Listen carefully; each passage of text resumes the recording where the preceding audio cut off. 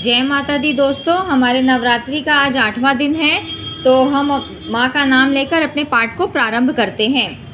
त्रिविध कर्म युग धर्म तीर्थ चित्त शुद्धि तीर्थ की महत्ता और वशिष्ठ विश्वामित्र के कलह का वर्णन। राजा जन्मेजय ने पूछा, ब्राह्मण, आपने अद्भुत कर्म करने वाले इंद्र की कथा मुझे सुनाई है। इंद्र अपने स्थान के अधिकारी हो गए थे और उन्हें भी कष्ट भोगना पड़ा था, इसका विशेष रूप से विवेचन किया है।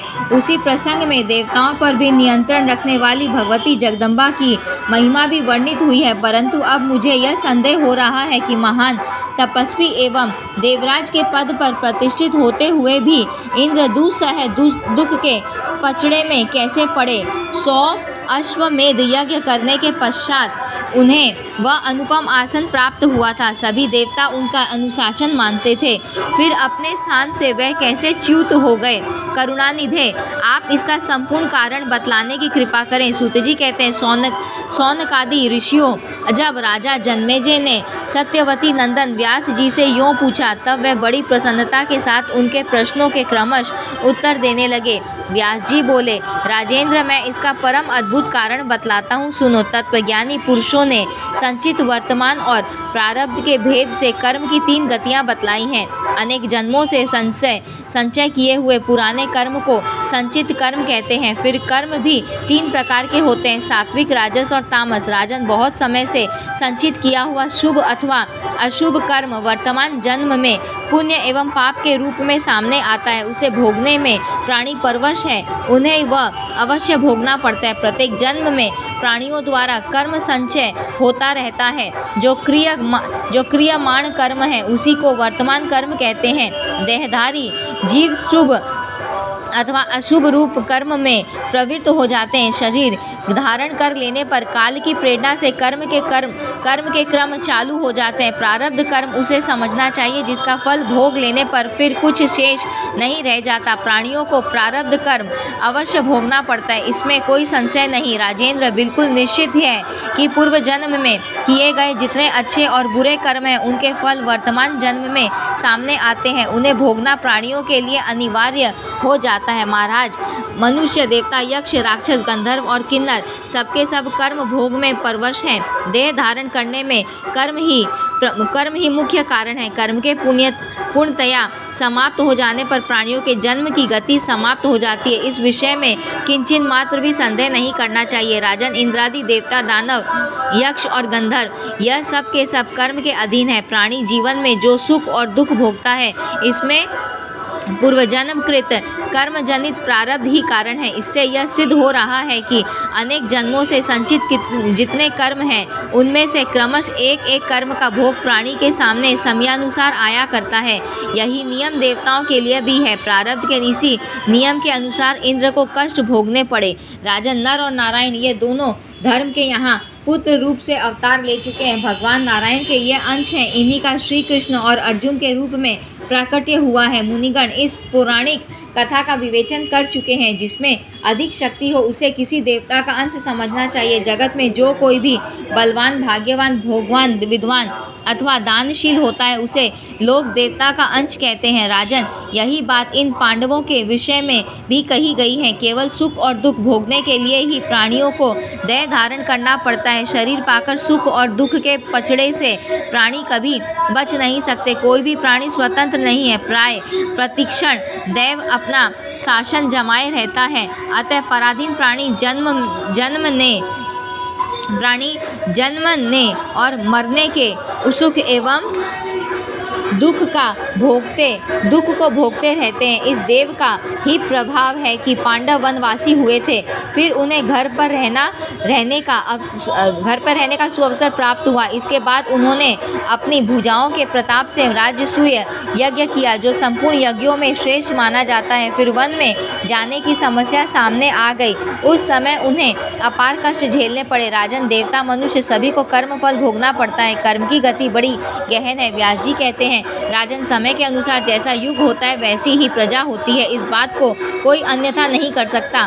क्योंकि इसमें युग का धर्म ही प्रधान कारण है। जिन जीवों का धर्म में अनुराग था उन्हें सतयुग में जन्म प्राप्त हुआ था। जो धर्म तथा अर्थ के अनुरागी थे उनका जन्म त्रेता में हुआ। धर्म अर्थ और काम के प्रेमी जीवों का द्वापर में जन्म हो चुका है और अर्थ तथा काम के अनुरागी समस्त जीव इस कलयुग में जन्मे हैं। राजेंद्र, युग का धर्म बार बार बदला नहीं जा सकता। धर्म और अधर्म की व्यवस्था काल ही करता है। राजा जन्मेजय ने पूछा, महाभाग, सतयुग से संबंध रखने वाले धार्मिक पुण्यात्मा जीव इस समय कहाँ ठहरे हैं?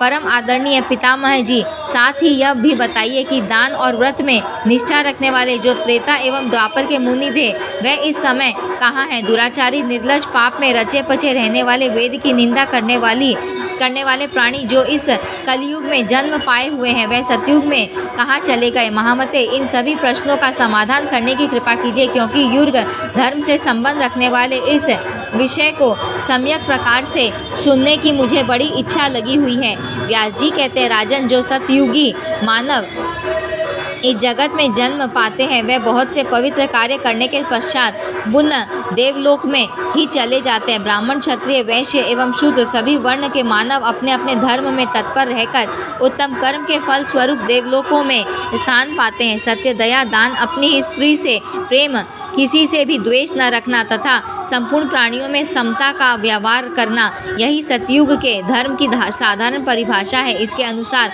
आचरण करके प्राणी पुनः स्वर्ग में प्रस्थित हो जाते हैं। यहाँ तक कि धोबी आदि नीच वर्ण वालों को भी धर्म पालन करने से स्वर्ग सुलभ हो जाता है। राजन, त्रेता और द्वापर युग में भी इसी प्रकार की व्यवस्था होती है। इस कली में प्राय पापी मनुष्य जन्म पाते हैं। इनके लिए नरक ही ठोर है।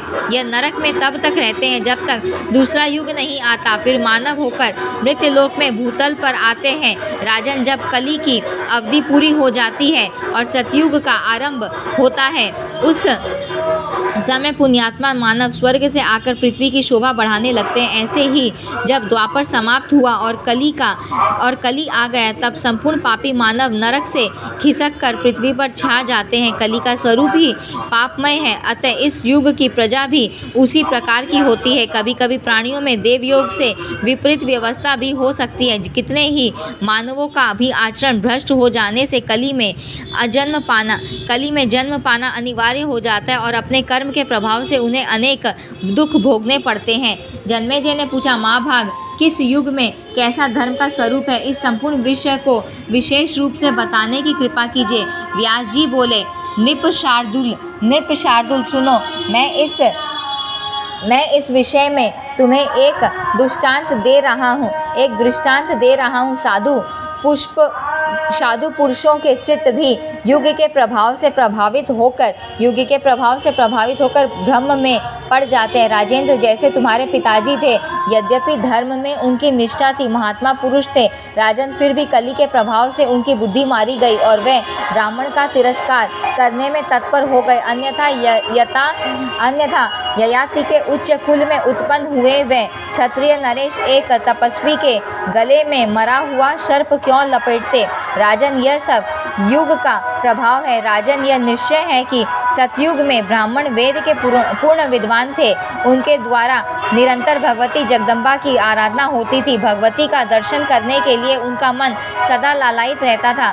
गायत्री के ध्यान, प्राणायाम और जप में वे अपना सारा समय व्यतीत करते थे। माया बीज का जप करना उनका प्रधान कार्य था। प्रत्येक गांव में शक्ति मंदिर का उद्घाटन हो, इस विषय की उनके मन में बड़ी उत्सुकता थी। प्राय सब लोग सत्य, दया और शौच से युक्त होकर अपना कार्य संपन्न करते थे। तत्व ज्ञान के पारगामी उन ब्राह्मणों द्वारा जो भी कर्म होता था उसमें सत्य, शौच और दया, ये तीनों गुण निहित रहते थे। सतयुग के क्षत्रियों का प्रधान कर्म था प्रजाओं का भरण पोषण करना। वैश्य लोग सदा खेती, व्यापार और गौ की सेवा में तत्पर रहते थे। राजन, उस पुण्यमय सतयुग के शूद्रों के मन में सदा यही भावना रहती थी कि हम दूसरों की सेवा करें। उस श्रेष्ठ युग में प्राय सभी वर्ण भगवती शक्ति जगदम्बा की पूजा करते थे। धर्म की यही स्थिति त्रेता में भी रही, परंतु कुछ ह्रास हो गया था। सतयुग की जो स्थिति थी वह द्वापर में विशेष रूप से कम हो गई। राजन, उन प्राचीन युगों में जो राक्षस समझे जाते थे वह कली में ब्राह्मण व कली में ब्राह्मण माने जाते हैं, क्योंकि अब के ब्राह्मण प्राय पाखंड करने में तत्पर रहते हैं। दूसरों को ठगना, झूठ बोलना और वैदिक धर्म कर्मों से अलग रहना कलियुगी ब्राह्मणों का स्वाभाविक गुण बन गया है। वे कभी वेद नहीं पढ़ते, शूद्रों की सेवा में तत्पर रहते हैं। दंभ करने वाले लोग कलियुग में चतुर कहलाते हैं। ब्राह्मणों में अभिमान भरा रहता है। अनेक प्रकार के असत धर्मों के प्रचार करने वाले कितने ही ब्राह्मणों का ऐसा स्वभाव बन गया है कि वे वेदों की निंदा करते हैं। उनके मन में क्रूरता भरी रहती है। वे धर्म का कभी पालन नहीं करते और व्यर्थ वाद विवाद में लगे रहते हैं। राजन, जैसे जैसे कली की वृद्धि होती है, वैसे वैसे ही सत्य मूलक धर्म का अभाव होता चला जाता है। क्षत्रिय, वैश्य और शूद्र भी इसी प्रकार से अधार्मिक हो जाते हैं। यही दशा कलियुग में इतर वर्णों की भी है। पाप करने और झूठ बोलने में किसी को कोई हिचक नहीं रहती। राजन, शूद्र के धर्म से संबंध रखने वाले कलियुगी ब्राह्मण सदा प्रतिग्रह लेने में तत्पर रहेंगे। कली के अधिक समय व्यतीत हो जाने पर स्त्रियों में स्वेच्छाचार बढ़ जाएगा। वह काम, लोभ और मोह में रची पची रहेंगी। राजन, नीच स्वभाव वाली वह स्त्रियां झूठी और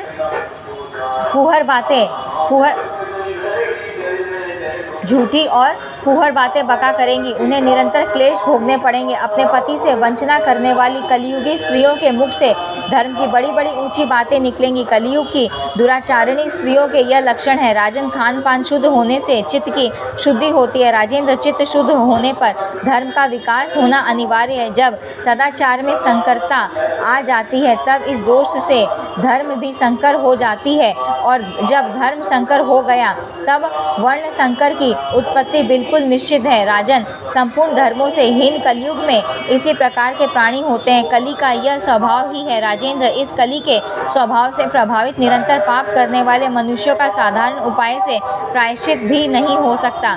जन्मेजय ने पूछा, भगवान, आप समस्त धर्मों के ज्ञाता हैं। आपने संपूर्ण शास्त्रों का गहरा अध्ययन किया है।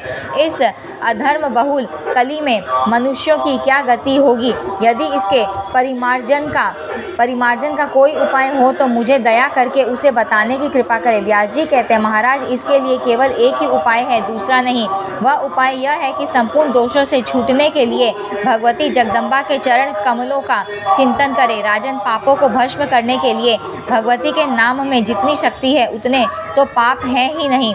फिर डरने की क्या आवश्यकता है? यदि खेल ही खेल में विवशता पूर्वक किसी के मुख से भगवती जगदम्बा का नाम उच्चारित हो गया, तो उस नाम के प्रभाव से प्राणी को क्या क्या मिल सकता है, इसे जानने में रुद्र आदि सभी देवता असमर्थ है। राजन, श्रीदेवी के नामों का स्मरण करना ही पापों का प्रायश्चित है। अतएव कली के भय से भीत होकर मानव किसी पुण्य क्षेत्र में निवास करे, वहाँ रहकर निरंतर भगवती जगदम्बा के नाम का चिंतन करता रहे। संपूर्ण प्राणी पदार्थों से विरक्त होकर इस संसार से मुक्त हो जाए। जो प्राणी भक्तिपूर्वक भगवती जगदम्बा को प्रणाम करता है, उसके सारे पाप नष्ट हो जाते हैं। राजन, समस्त शास्त्रों के इस रहस्य का वर्णन मैं तुम्हारे सामने कर चुका। तब तुम इन सभी विषयों पर भली भांति विचार करके भगवती के चरण कमल की आराधना में लग जाओ। अजपा नाम से विख्यात गायत्री मंत्र भगवती जगदम्बा का ही नाम है। प्राय संपूर्ण मानव इसका निरंतर जप करते हैं, किंतु माया से मोहित होने के कारण इसकी विशिष्ट महिमा समझ में नहीं आती। इसे जो साधारण मंत्र जानकर जप करते हैं, उनकी मुक्ति नहीं होती। ब्राह्मण अपने हृदय में स्थान देकर इस गायत्री मंत्र का जप करते हैं, परंतु महिमा न जानने से वे अभी तक मुक्त नहीं हुए। इसमें महामाया के प्रभाव की ही विशेषता है। राजन, तुमने युग धर्म की व्यवस्था के विषय में जो कुछ पूछा था, उसके उत्तर में यह सारी बातें बता दी। फिर आगे क्या सुनना चाहते हो? राजा जन्मेजय ने कहा, मुनिवर, अब आप मुझे पृथ्वी के उन पवित्र तीर्थों, क्षेत्रों और नदियों को बतलाने की कृपा करें जहाँ देवताओं और मानवों को जाना उचित है। साथ ही इन तीर्थों में स्नान और दान करने से जैसा फल मिलता है, तथा तीर्थयात्री की जो विधि एवं विशेष नियम है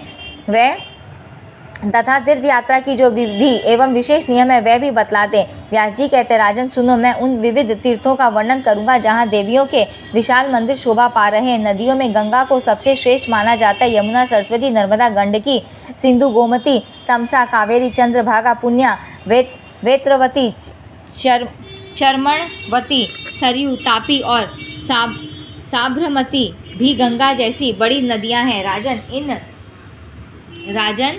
इन नदियों के अतिरिक्त भी सैकड़ों छोटी छोटी नदियां हैं। इन नदियों में समुद्र तक पहुंचने वाली नदियां अधिक पवित्र मानी जाती हैं। जो समुद्र तक नहीं जाती उन्हें अल्प पुण्य माना जाता है। समुद्रगामिनी नदियों में भी जिनमें सदा अथाह जल भरा रहता है वह अधिक पवित्र है। सावन और भादो इन 2 महीनों में सभी नदियां रजस्वला हो जाती हैं, क्योंकि बरसात के ग्रामीण गंदे जल बहकर उनमें चले जाते हैं। पुष्कर, कुरुक्षेत्र और धर्मारण्य ये परम पवित्र क्षेत्र माने जाते हैं। ऐसी ही महिमा प्रभास, प्रयाग, नैमिषारण्य और अर्बुदारण्य की भी बताई गई है। श्रीशैल, गंधमादन और सुमेरु यह पुण्यमय पर्वत है। अनेक सरोवरों में मानसरोवर सर्वोत्कृष्ट कहा जाता है। बिंदुसर और अच्छोदसर को भी परम पावन मानते हैं। आत्मचिंतन करने वाले मुनियों के बहुत से आश्रम उन सरोवरों की शोभा बढ़ाते हैं। बद्रिकाश्रम अत्यंत पवित्र स्थान है, यह बात सर्वत्र प्रसिद्ध है। इसी स्थान पर रहकर नर और नारायण नामक 2 मुनियों ने कठोर तपस्या की है। वामनाश्रम और सत्युपाश्रम भी प्रसिद्ध है। जो मुनि जहाँ रहकर तपस्या कर चुके हैं वह स्थान उन्हीं के नाम से प्रसिद्ध हुआ है। राजन, इस प्रकार असंख्य पवित्र स्थान भूमंडल पर है। मुनियों ने इन सब को अत्यंत पावन बतलाया है। भूपते, इन स्थानों में प्राय सर्वत्र भगवती जगदम्बा के मंदिर हैं। कुछ ऐसे तीर्थ भी हैं जिनका नियमित दर्शन कर लेने से पापों का उच्छेद हो जाता है। उन तीर्थों का प्रसंग आगे चलकर वर्णन करूंगा। राजन, दान, व्रत, यज्ञ और तपस्या यह सभी पुण्यमय कर्म हैं। इनका भी संक्षेप से निरूपण होगा। तीर्थ, तप और दान द्रव्य शुद्धि, क्रिया शुद्धि और मन शुद्धि के ऊपर निर्भर है, अन्यथा यह समुचित फल नहीं दे सकते। राजन, द्रव्य शुद्धि और क्रिया शुद्धि तो कदाचित मिल भी सकती है, परंतु मन की शुद्धि प्राय सबके लिए दुर्लभ है, क्योंकि यह चंचल मन अनेक विषयों में चक्कर लगाया करता है। राजन, जो मन भांति भांति के दुर्भावों में अटका हुआ है वह शुद्ध कैसे हो सकता है। काम, क्रोध, लोभ, मद और अहंकार यह सभी तप, तीर्थ एवं व्रत में विघ्न डालने वाले हैं। अतः ऐसा व्यवहार बना लेना चाहिए कि अपने द्वारा प्राणियों की हिंसा न हो, मुख से सत्यवाणी निकले, कभी चोरी न हो, मन पवित्र रहे और इंद्रिया काबू में रहे। राजन, यदि अपने धर्म का पालन किया जाए तो उससे संपूर्ण तीर्थों का फल मिल सकता है। मार्ग में जाते समय संसर्ग दोष के कारण नित्य कर्म का परित्याग कर देने से तीर्थयात्रा निष्फल हो जाती है, अधिक नहीं तो पाप ही पल्ले बंध जाते हैं। राजन, यह निश्चय है कि तीर्थ देह संबंधी मैल को धोकर साफ कर देते हैं, किंतु मन के मैल को धो देने के लिए उनमें शक्ति नहीं है। चित्त शुद्धि तीर्थ गंगा आदि तीर्थों से भी अधिक पवित्र माना जाता है।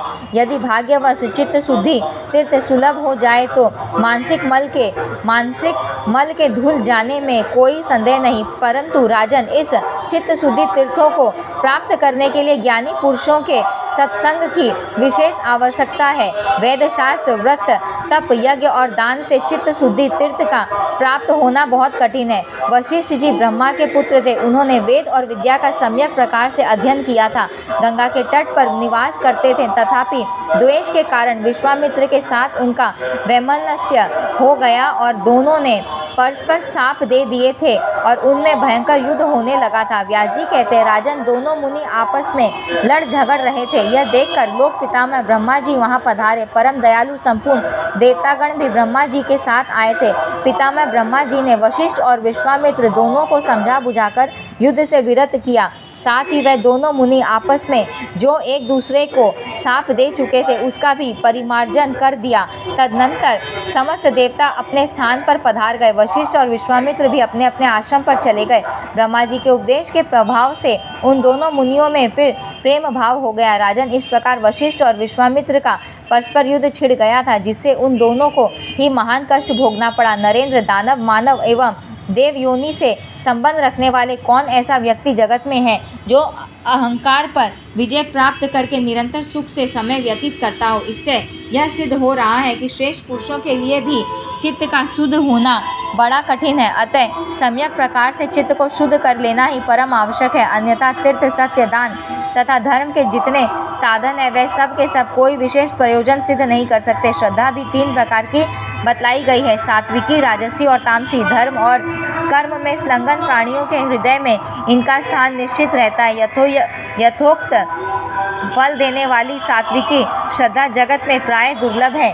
राजसी श्रद्धा भी विधि पूर्वक बनी रहे तो सात्विकी श्रद्धा का आधा फल उसे मिल सकता है। राजेंद्र, काम और क्रोध के परायण मनुष्यों में जो तामसी श्रद्धा स्थान जमाए रहती है उससे किसी प्रयोजन की सिद्धि नहीं हो सकती, उससे किसी प्रकार की बड़ाई मिलना भी असंभव है। अतः सत्संग एवं वेदांत श्रवण आदि के प्रभाव से चित्त की वासनाओं को दूर करके तीर्थों में रहने की व्यवस्था करनी चाहिए। वहाँ रहकर भगवती जगदम्बा की निरंतर आराधना करनी चाहिए। कली के दोष से भयभीत होकर सदा भगवती के नामों का उच्चारण करते रहना चाहिए। भगवती के लीला यशों का गान और उनके चरण कमलों का ध्यान करना ही प्रधान कर्तव्य है। इस प्रकार का सत्कर्मशील मनुष्य कभी भी कली के भय से आक्रांत नहीं हो सकता। यह साधन पातकी जन को भी बड़ी सुगमता के साथ संसार से मुक्त कर देने वाला है। यहाँ हमने 10वें से लेकर 13वां अध्याय समाप्त किया है।